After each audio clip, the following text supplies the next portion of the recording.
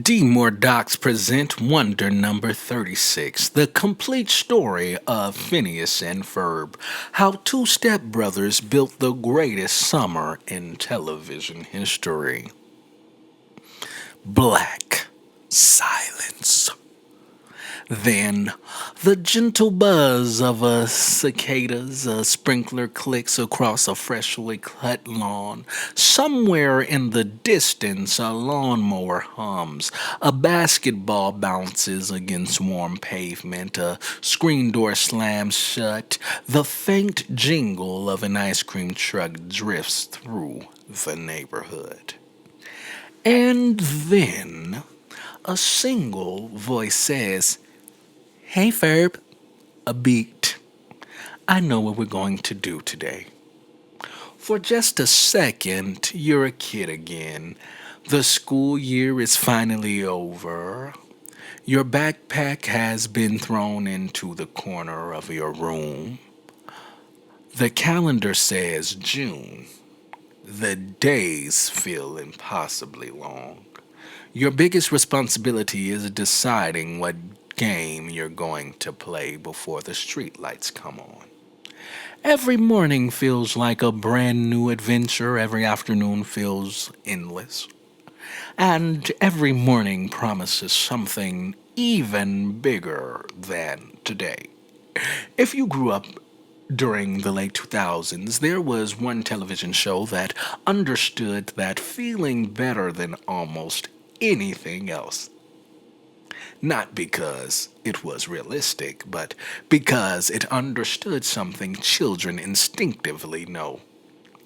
Summer isn't measured by calendars, it's measured by possibility. Look, let's keep it real right out of the gate. When people talk about Disney Channel greatest animated series, names like Kim Possible, Gravity Falls, and DuckTales often dominate the conversation. But there is one show that quietly accomplished something that's almost impossible. It built an entire television universe around optimism.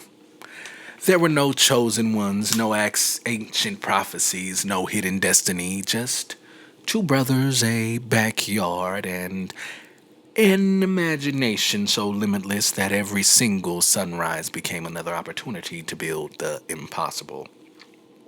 From roller coasters, time machines, haunted houses, monster trucks, rocket ships, entire alternate dimensions. Nothing was ever too ridiculous, nothing was ever too ambitious, and somehow it all made perfect sense. Because childhood isn't about asking whether something can be done, it's about asking why not. After making its television debut with a special preview on August 17, 2007, and officially launching its regular run on February 1st, 2008, Phineas and Ferb quickly became one of Disney Channel's defining animated series, introducing audiences to Phineas Flynn, his irreverent stepbrother Ferb, their demanding sister Candace, Perry the Platypus, and endlessly quotable Dr. Doofenshmirtz. It was more than a cartoon. It became a soundtrack of summer vacations, the birthplace of hundreds of original songs, a rare animated comedy that parents and children generally enjoyed together. It proved that intelligence didn't have to come out of the expense of fun. The kindness wasn't boring, and that creativity could be the greatest superpower of all, because every summer eventually comes to an end, but the greatest ones stay with you forever. Today, we're building much more than another invention. We're uncovering the complete story behind one of Disney's greatest creations. And there is always more to the story. Now, before Phineas ever asked Ferb what we're going to do today, before Perry ever put on his fedora, before Candace spent every afternoon trying to bust her brothers, before Dr. Doofenshmirtz built his first ignitor, There were two young storytellers who simply wanted to make people laugh. Their names were Dan Povenmire and Jeff Swampy Marsh. Long before Disney Channel ever called, they were two animation artists chasing the same dream. Throughout the 1980s and 1990s, both men worked across some of television's most influential animated productions. They sharpened their craft on shows that helped define an era of cartoons. They learned story structure, visual comedy, timing, character animation, and perhaps most importantly, how to make audiences laugh without talking down to them. But neither man had yet created the project that would define his career. Ironically, the idea that eventually became Phineas and Ferb wasn't new at all. Dan Povenmire had imagined a triangular head boy years earlier after staring at a simple sheet of butcher paper inside a restaurant. He began sketching. One shape became a nose. The nose became a face. The face became a child, and eventually, that child became Phineas Flynn. It was an absurd design, simple, geometric, instantly recognizable. Exactly the kind of silhouette audiences could identify from across a room. The concept slowly grew. What if this endlessly optimistic boy had a quieter stepbrother who could build anything?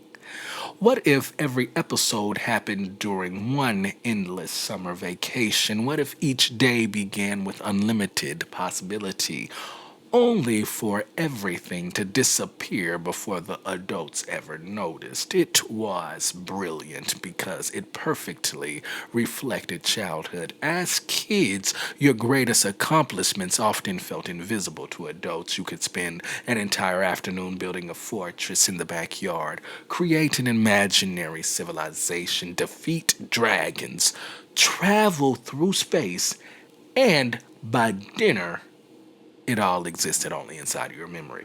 That feeling became the emotional engine of the entire series. By pitching that idea proved far more difficult than imagining it.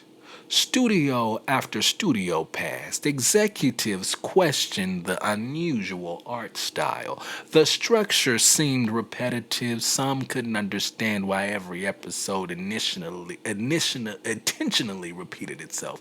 Years passed. Most creators would have moved on. Dan Povenmire didn't. Neither did Swampy Marsh.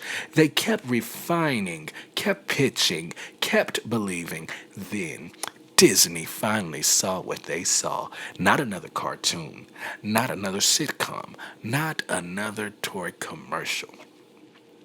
They saw something much rarer.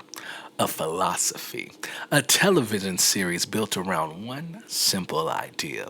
Every single day can become the greatest day of your life if you're willing to imagine something impossible. And with that, the longest summer in television history officially began. Every legendary television world has a place that feels bigger than its map. Springfield, Bikini Bottom, Townsville, Gravity Falls, and then there was Danville. At first glance, it looked like an ordinary American suburb, tree-lined streets, white picket fences, neighborhood parks, a backyard, a school, a shopping mall. Nothing about it appeared extraordinary. Which was exactly the point, because Danville wasn't built to be a fantasy kingdom. It was built to remind you of home. That familiarity gave the writers permission to make absolutely everything else as ridiculous as they wanted. One day, the boys were constructing a backyard roller coaster that stretched across the entire city. The next, they were, I would say, surfing tidal waves, traveling through time, building giant biodomes, hosting intergalactic sporting events, creating portals to alternate dimensions, inventing machines that should have rewritten the laws of physics forever, and somehow, by the next morning, everything felt normal again. Danville had an extraordinary ability. It could reset without ever feeling repetitive, but the city wasn't the true foundation of the show. Its characters were. At the center stood Phineas Flynn, endlessly optimistic, fearlessly curious, completely incapable of believing something couldn't be done. He never built inventions because he wanted fame. He built them because creating things made life more exciting.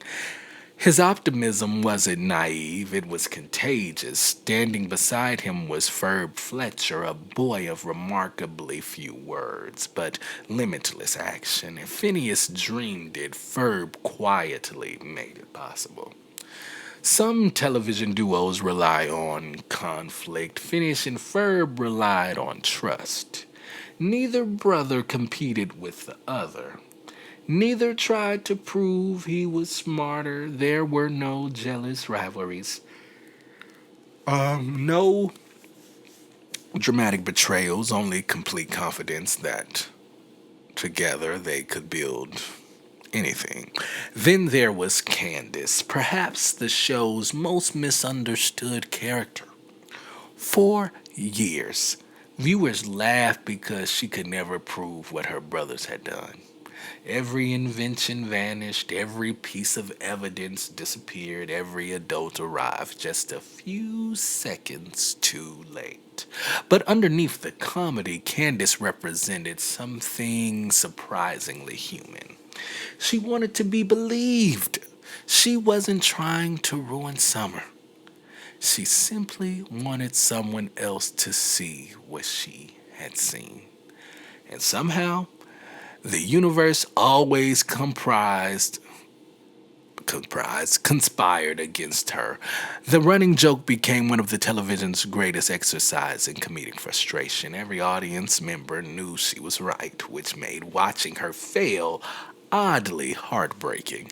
Then there was Perry the Platypus, a pet who appeared almost comically ordinary, quiet, expressionless, content to spend his days staring blankly across the living room until someone placed a brown fedora on his head. Seriously. Suddenly everything changed. Without speaking a single word, Perry became one of animation's most iconic secret agents ever. He climbed hidden elevators, navigated underground headquarters, accepted classified missions, battled world ending inventions, and somehow made every impossible mission look routine. His double life created one of the smartest narrative structures in children's television. Every episode was actually telling two completely different stories. The boys built something impossible. Meanwhile, Perry fought to stop Dr. Heinz Doofenshmirtz. Those stories appeared unrelated until the final minutes. When Dr. Doofenshmirtz's latest innator accidentally destroys the boys' inventions, erasing every trace of their day's adventure just moments before Candace could reveal it, it wasn't coincidence. It was precision. Two separate plots, one perfect collision. At the center of that collision was perhaps the greatest comedic villain Disney Channel had ever created. Dr. Heinz Doofenshmirtz.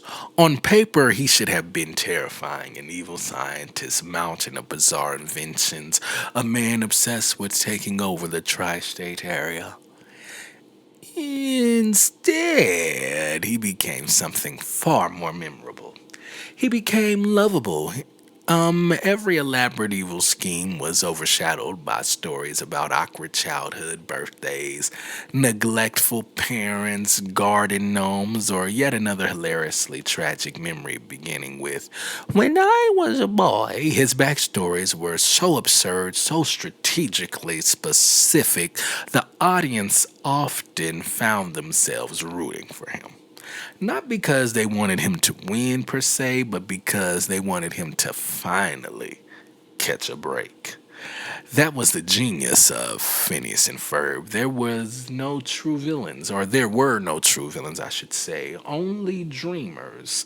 Some built roller coasters, some built innators, some chased impossible proof, and some protected the city without ever asking for recognition. Together, they transformed one quiet little suburb into one of the most unforgettable neighborhoods television has ever imagined. And somehow, the greatest invention wasn't any machine the boys ever built, it was Danville itself. Now, if you ever tried explaining Phineas and Ferb and to someone who has never seen it, it almost sounds ridiculous. Every episode begins the exact same way. Phineas has an idea, Ferb builds it, Candace tries to bust them, Perry disappears, Dr. Doofenshmirtz unveils another in nature. Everything collides, the invention disappears, Mom never sees it, rolls credits. On paper, that sounds like the fastest possible recipe for repetition. But in reality, it became one of the smartest formulas in television history. Because the formula was never the story, it was simply the playground where the story could happen. Think about your favorite episode for a second. Maybe it involved superheroes or maybe dinosaurs. Maybe race cars, time travel, haunted houses, a giant bowling ball, or an amusement park stretching across an entire city. The plots were endlessly different, is what I'm trying to say. The emotional experience stayed the same.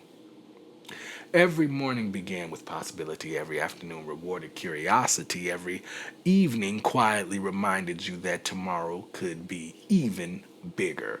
That consistency became comforting. Children didn't tune in wondering whether Phineas would suddenly become cynical or whether Ferb would stop building and just start talking a whole bunch of bull beep or whether Perry would retire. They watched because they wanted to discover the familiar pieces see how the familiar pieces would come together in a brand new way. The formula created freedom, not limitations. That freedom also extended to something even more unusual.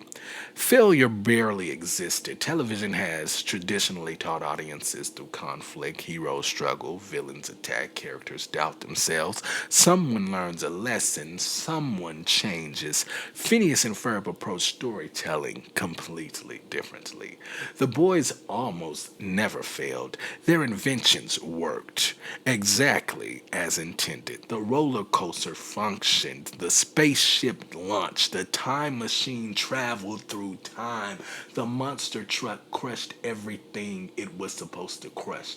Their optimism wasn't punished, it was rewarded. That may sound small, but for children's television, it was revolutionary. The series quietly argued that intelligence wasn't something to hide, creativity wasn't something to apologize for. Being excited about science, engineering, music, art, or simply making something with your own hands was genuinely cool beans. The boys never built inventions to impress anyone, they built because creating things brought them joy. That joy became contagious.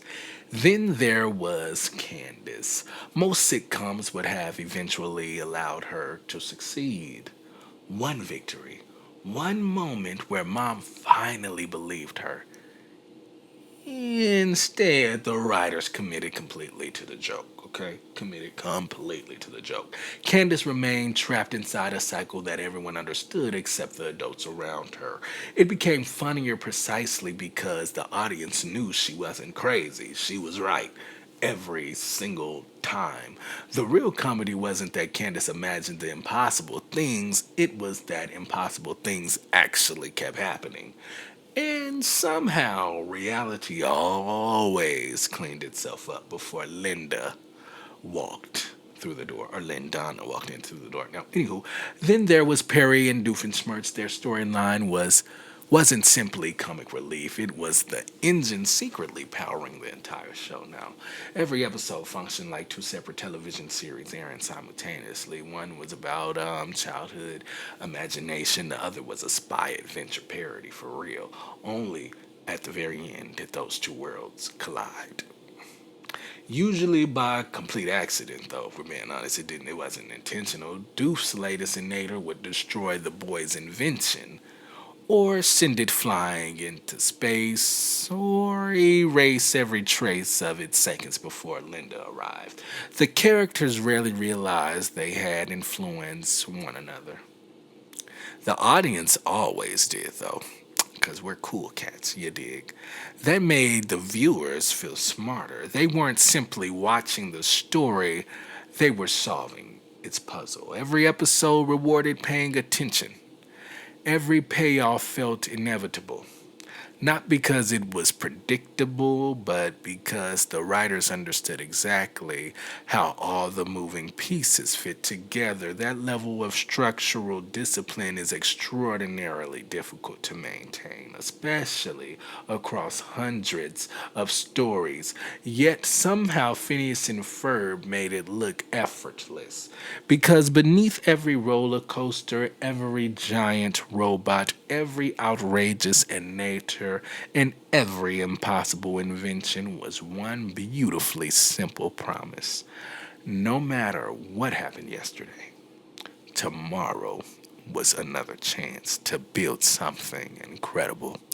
And perhaps that's why the formula never became repetitive, because childhood itself never feels repetitive while you're living it. Every day feels like the first day of summer until one day you realize it was the last.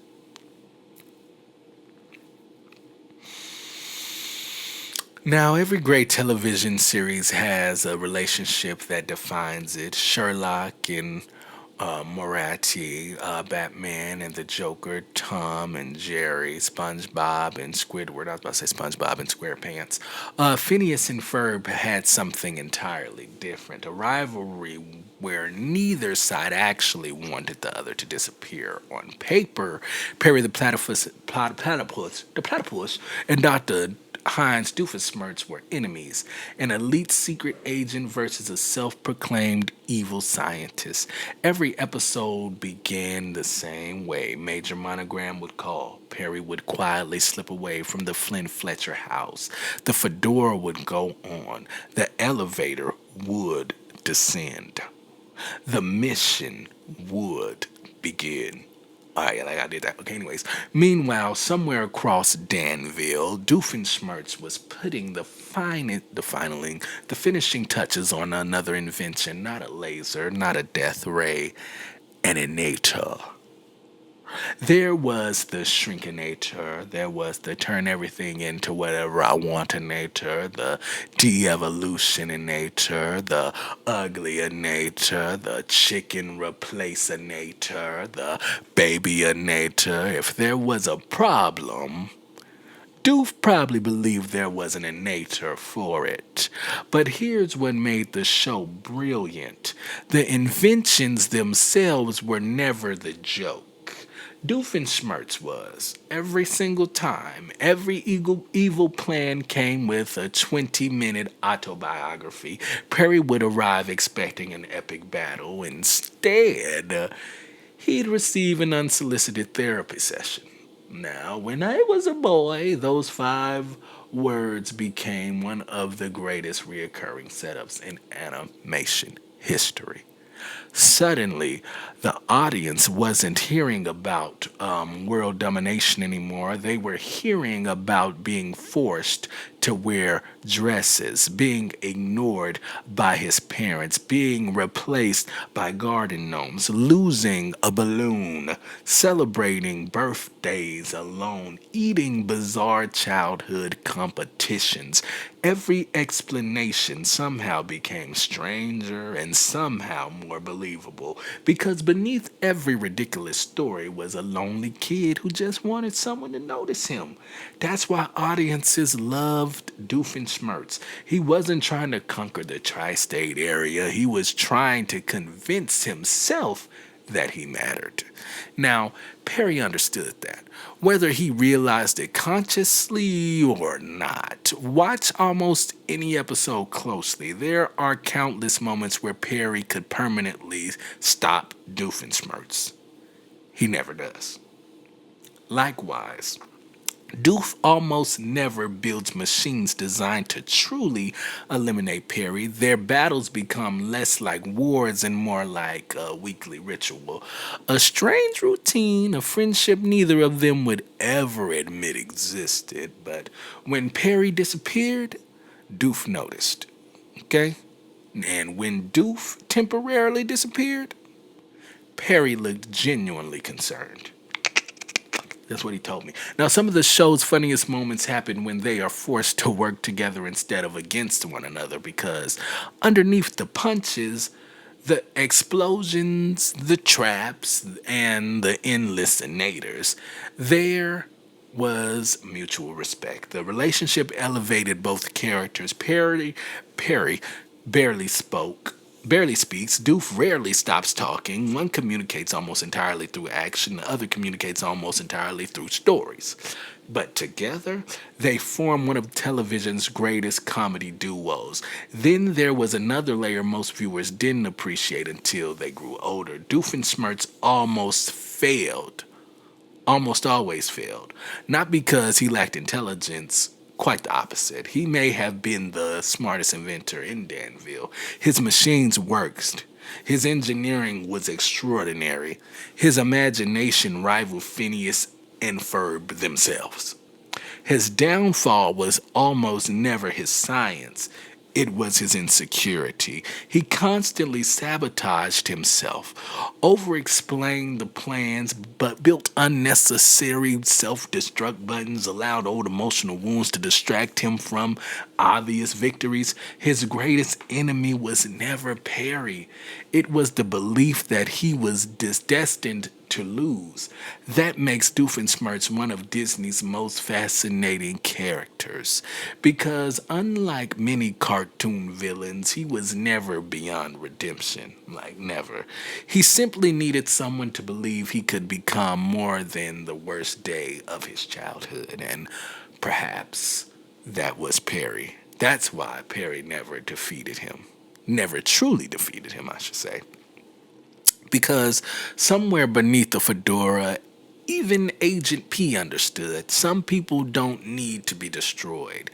They need to be understood. That idea transformed what could have been an ordinary hero versus villain subplot into one of the warmest, funniest, and most unexpectedly human relationships in animation history. Long before viewers realized that Perry the Platypus and Dr. Heinz Doofenshmirtz had quietly become one of Disney's greatest duos, not because either one ever won, but because neither one ever stopped showing up.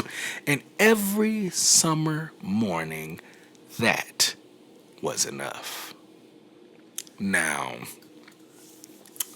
we can't finish before TikTok turned 30-second clips into global hits, before streaming playlists dominated how children discovered music, before television theme songs became an afterthought. There was Phineas and Ferb, a cartoon that somehow became one of the most prolific musical comedies of the 21st century. Look, let's really think about this. Most animated television shows are lucky if they produce one memorable song, maybe two. A catchy theme song, a holiday special, something audiences remember years later. Phineas and Ferb didn't stop at 1 or 10 or 50. Over the course of its original run, the series produced well over 300 original songs spanning nearly every musical genre imaginable. I'm talking rock, pop, Broadway, jazz, country, heavy metal, disco, hip hop, surf rock, power ballads, barbershop quartets, even full-scale operatic performances, and somehow almost all of them were memorable. This wasn't an accident. Dan Povenmire and Jeff Swampy Marsh believed music shouldn't interrupt the story, it should become the story. Now, every song had a purpose. Sometimes it explained an invention. Sometimes it became the punchline. Sometimes it revealed a character's deepest emotions. Sometimes it simply celebrated how unbelievably fun it is to be alive. Get your cool, miss that I love you.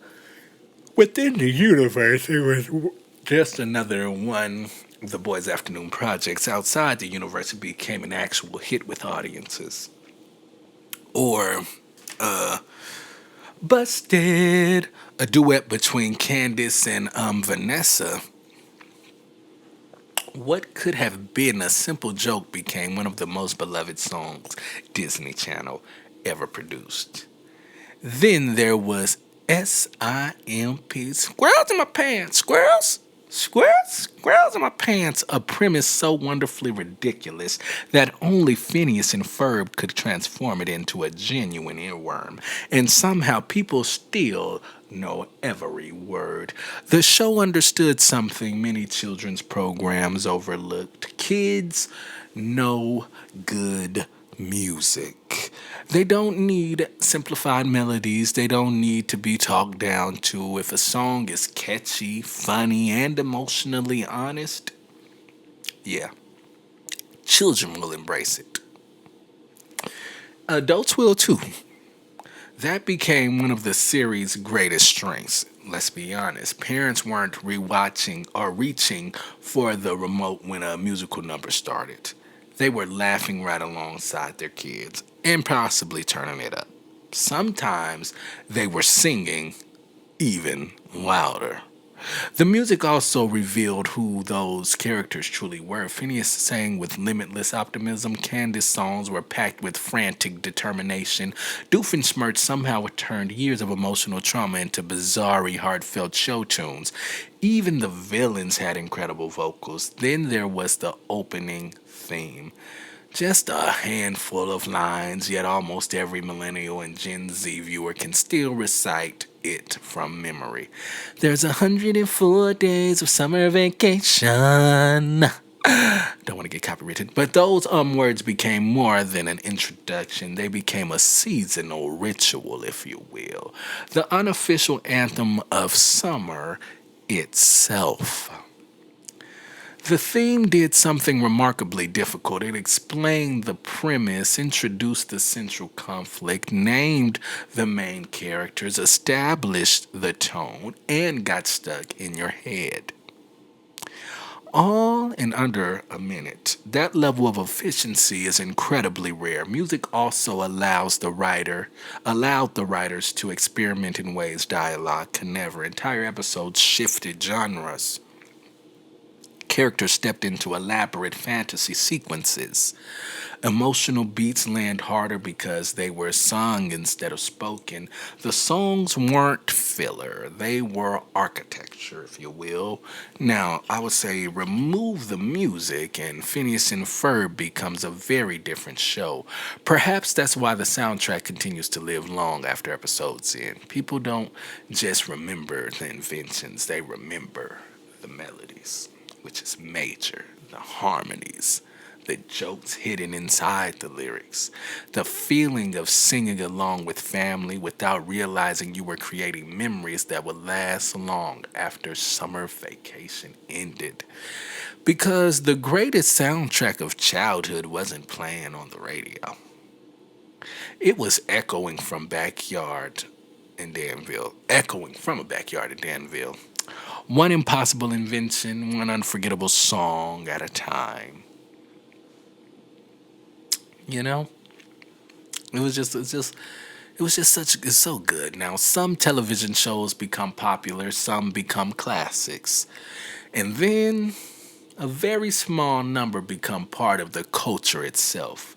Phineas and Ferb crossed that line. It didn't happen overnight. There wasn't one episode that suddenly transformed the series into a phenomenon.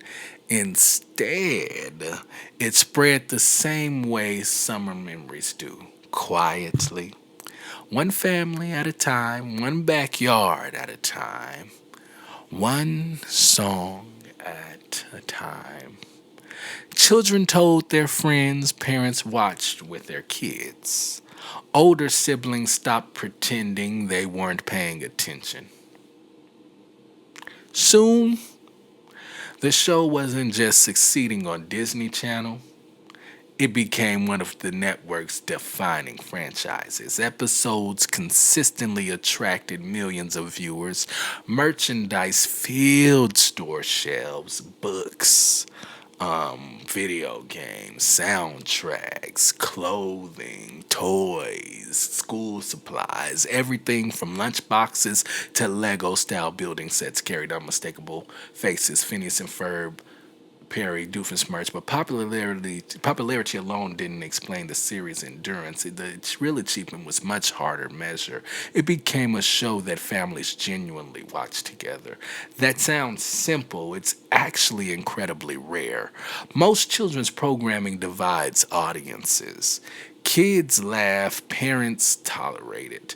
Phineas and Ferb refused to settle for that. Its writers packed every episode with layered jokes. Children laugh because giant robots are funny. Adults laugh because the dialogue referenced classic films, spy thrillers, and Broadway musicals. Science fiction, literature, and decades of pop culture, the show never asked one audience to wait while it entertained another. Everyone was invited to the same joke. That philosophy made the series timeless. Then came the awards. Critical acclaim followed. The show earned multiple Emmy Awards and numerous Annie Award nominations, recognition that not only its popularity, but the craftsmanship behind its writing, music, voice acting, and animation. For Disney Channel Animation, Phineas and Ferb became one of its modern crown jewels. Its influence stretched far beyond television.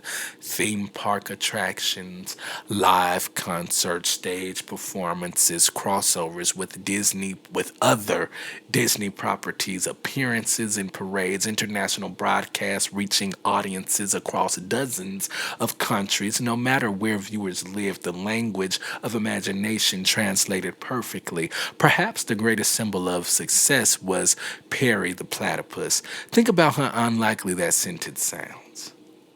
No, really, like a silent platypus wearing a brown fedora, secretly working as an international spy on paper. It sounds like the kind of idea someone blurts out during a brainstorming session just to make everyone laugh. Instead, it became one of Disney's most recognizable animated characters. The same was true for Dr. Doofenshmirtz. Most cartoon villains disappear when their series ends. Not Doof. Doof became a cultural icon. People still quote his backstories to this day, still imitate his voice, still jokingly add "Anita" to every word. Few television characters have left such a distinctive mark on everyday language, and perhaps the clearest sign of a cultural phenomenon. When a television show changes the way people speak, it has become something larger than entertainment. Now, by the early 2010s, Phineas and Ferb wasn't simply one of Disney Channel's biggest cartoons. It had become one of the defining animated series of its generation. A show built on optimism, powered by creativity, held together by music, and I would say remembered because it reminded millions of people that imagination isn't something that you outgrow, it's something you choose to keep. The original summer ended in 2015, but Danville never truly closed its gates. New movies, new specials, and a revival proved that there were still more summers waiting to be lived. Most successful television shows eventually receive a movie. Some feel like oversized episodes, some exist purely because the audience wants one more adventure. Very few actually expand the universe. Phineas and Ferb, the movie Across the Second Dimension, did exactly that.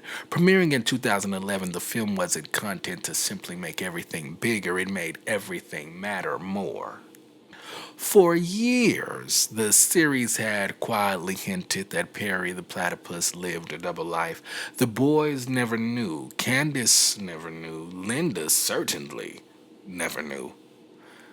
To them, Perry was just Perry, a quiet pet who disappeared for suspiciously long periods of time, but the audience knew. We knew he wasn't just a platypus. He was and is Agent P. One of OWCA's greatest operatives, the movie finally asked the question fans had been wondering for years. What would happen if those two worlds collided? The answer changed everything. For the first time, Phineas and Ferb discovered the truth. Their beloved pet wasn't simply wandering around Danville every afternoon aimlessly. He had been saving the tri state area and sometimes the entire world right under their noses. That revelation could have broken the series. Instead, it strengthened it because beneath all the gadgets, the portals, the alternative dimensions, and the spectacular action sequences, the movie was really about trust. The boys had to accept that Perry had to keep an enormous secret. Perry had to choose between protecting his mission or protecting his family. Now, meanwhile, across another dimension, the audience met a version of Dr. Doofenshmirtz that wasn't funny anymore. He was competent, calculated, dangerous, without the emotional baggage, without the awkward oversharing, without the bizarre childhood stories. The alternate Doof became something our Doof never truly was, a genius tyrant. It was a brilliant creative decision. For years, the original series had trained us to laugh whenever Doofenshmirtz appeared. Huh. The movie reminded us that intelligence without compassion can become terrifying. Sometimes the only thing separating a lovable eccentric from a dictator is empathy. The alternate Danville reflected that idea perfectly. The bright colors were muted. The carefree neighborhoods had become occupied streets. The children no longer spent their afternoons building impossible inventions. They spent them surviving.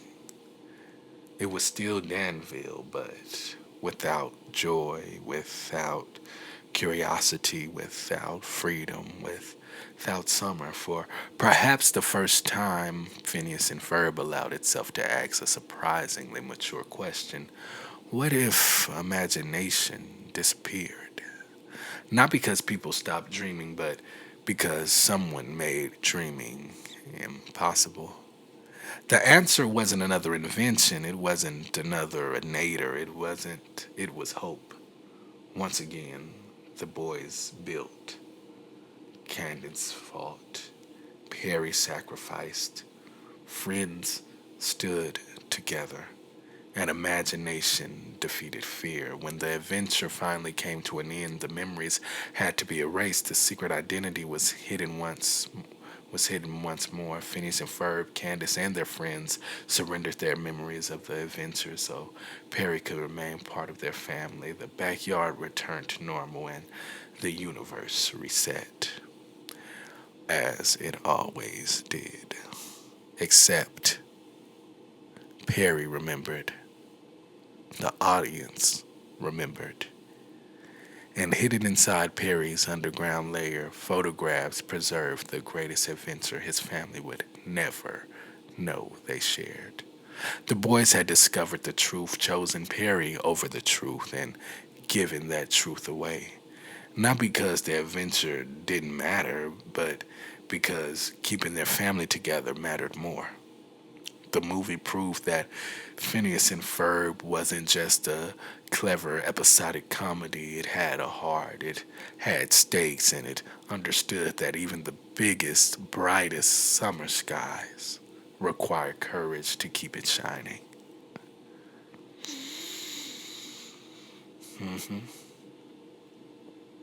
Truly. Now, every summer vacation has a calendar. No matter how many days you count, no matter how many adventures you build, no matter how many impossible things you accomplish before the streetlights turn on, the final day always arrives. For years, Phineas and Ferb existed in an eternal, beautifully suspended moment in time. 104 days of summer, a repeating loop where tomorrow was always another blank canvas. Everyone knew the ending had to come eventually. You can't stay in the sandbox forever. When the series finale, appropriately titled Last Day of Summer, finally aired in 2015, it didn't just wrap up loose threads. It faced the inevitable head on. The premise was brilliantly simple yet emotionally devastating. It's the final day of summer. Tomorrow, the school year begins. For Phineas, that realization doesn't bring despair, it brings urgency. If this is truly the last day, then they have to make it the greatest one yet. Meanwhile, Candace faces her ultimate dilemma. This is her absolute last chance to bust her brothers before the summer ends. If she doesn't succeed today, all those years of misread, of missed evidence, vanished inventions, and disappearing robots will officially become history. The episode operates like a masterclass in emotional pacing.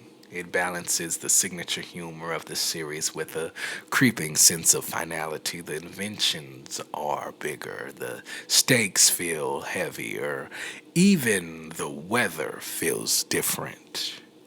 And then something unexpected happens. After another failed attempt to expose her brothers, Candace discovers Doofenshmirtz's newest creation, the Do-Overinator, a machine capable of resetting the entire day. To Candace, it feels like the answer to everything. One more opportunity, one more attempt, one more chance to finally get the timing right. So she activates it, then activates it again. And again. But every repetition makes the day shorter. Pieces of time begin disappearing. People vanish from existence. The universe starts collapsing beneath the weight of too many second chances.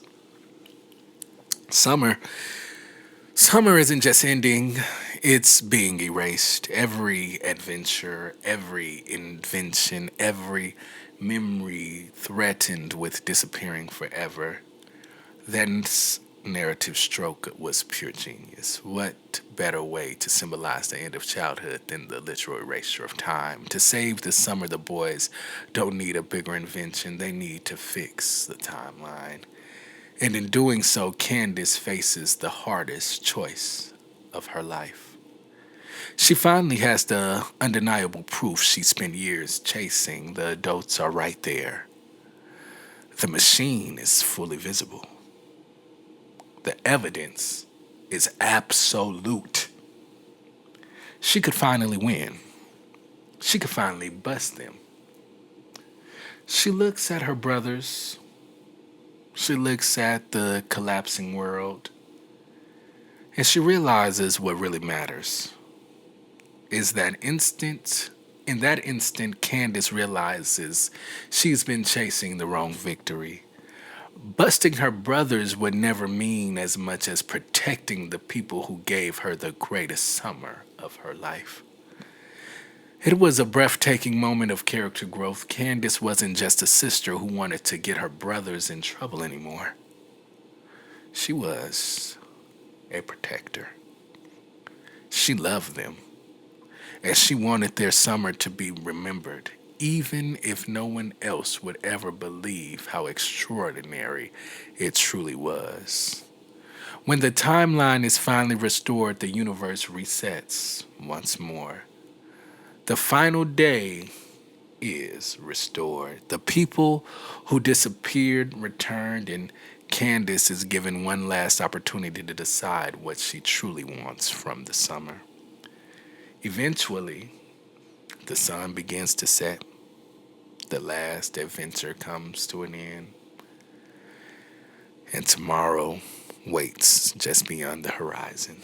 School is coming. The calendar is turning. The backyard will not remain theirs forever, but for one final evening, summer still belongs to them. And yet, as the final credits roll, you realize something important. The inventions disappeared, the machines vanished, the songs faded into the silence, but the memories, the memories remain, because nothing that happened in that backyard was ever truly wasted. Now, when the original summer came to an end in 2015, when the last senator of that first era was packed away, what did Phineas and Ferb leave behind? It left behind a masterclass in how to construct joy in an era of television often dominated by cynicism, sarcasm, and dark anti-heroes. Phineas and Ferb stood proudly for something radically different. It believed in optimism. It believed in curiosity. It believed that intelligence and kindness are not mutually exclusive. And most of all, it believed that imagination is the most powerful tool a human being will ever possess.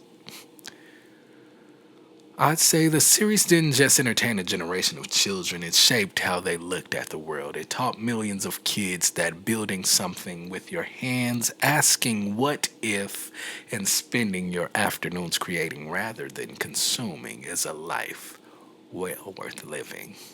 The story didn't end in 2015. New movies, specials, and revival proved that Danville still had more summers left to share. Because the television world built with that much heart don't fade away. The sandwich shop may be gone in some universes, but the backyard in Danville is eternal. The sprinkler still clicks, the cicadas still buzz, and somewhere behind a fence, two brothers are standing together, looking at an empty afternoon, waiting for someone to ask the most important question in the world. Childhood worlds don't survive by staying frozen in the amber. They survive because they change, grow up, and leave behind an impossible blueprint of joy. The summer ended, childhood didn't.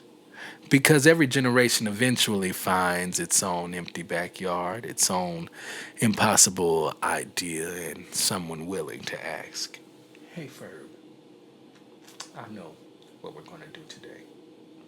Because the greatest invention in Danville was never a machine. It was the belief that an ordinary day could become extraordinary. Headlines fade, culture lasts, and there is always more to the story.